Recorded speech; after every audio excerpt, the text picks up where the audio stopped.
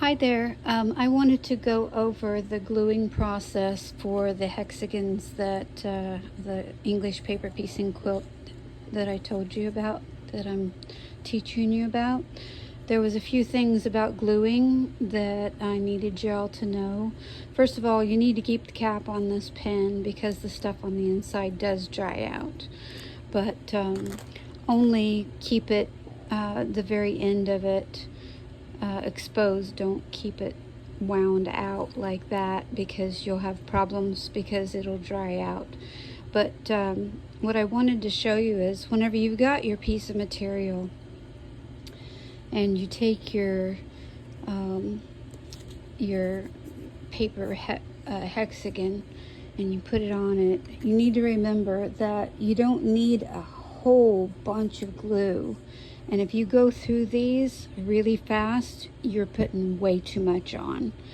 Basically, if you hold it to where it touches and hits on this edge, you can turn your pen a little bit at a time and do the another edge and do the another edge, and then you'll end up with a little point, and you can use the point, and then you can start all over again. And you can get a whole lot of these done with just a small amount of glue. If you put it vertical like this and do it, you're putting like 3 or 4 times the glue that you actually need on it.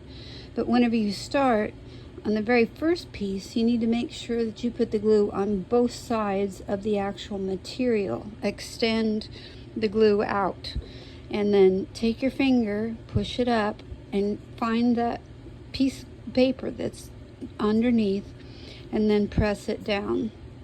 Whenever you turn it, make sure whenever you're turning it that you don't get this out of place. Make sure that it still stays in place.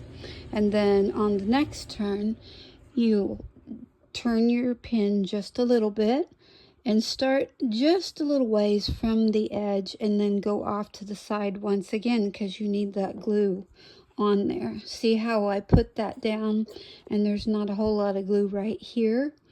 That's very important. I'm going to twist it again.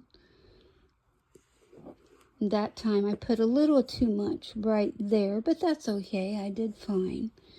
Let's say that you put the glue down and you didn't quite get your pieces of material lined up very well, and you didn't really get it done right. What happens is that's going to change the actual size of your hexagon. And all of this English paper piecing quilt depends on your hexagons and your pieces to be correct. What you can do is you can go back and you can pull these apart, and you can start over with another piece of a little strip of the glue, and you can tuck those back in. This one didn't have enough glue underneath there, so I'm going to go back underneath there, put a little dab of glue there, stick that back down, then make sure that I've got my material up against that, and then push. And then whenever you get finished, keep twisting this around. I don't know if you can see it or not, but it has a little bit of a sharp edge on one side and a little round on the other. There we go. One side is sharper and one's lower. And then on the very last piece, don't go all the way to the edge on both sides. Just do a little dab on each side like that.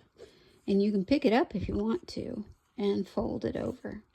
And then by the time you get that finished, then you've got your piece that's done correctly. You should be able to put another paper piece on top like this, and it should have just the tiniest smidge of material showing all the way around the edges if you've done it right. So I wanted to make sure that you all knew about that. And whenever you get to the very end, there is a cap where it attaches. This is the actual refill right here, but here's the cap, and there's glue from here to here in this cap.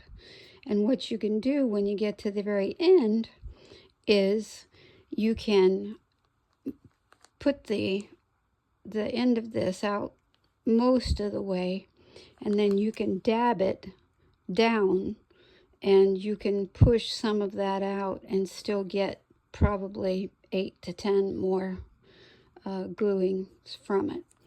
So I just wanted to let you all know that.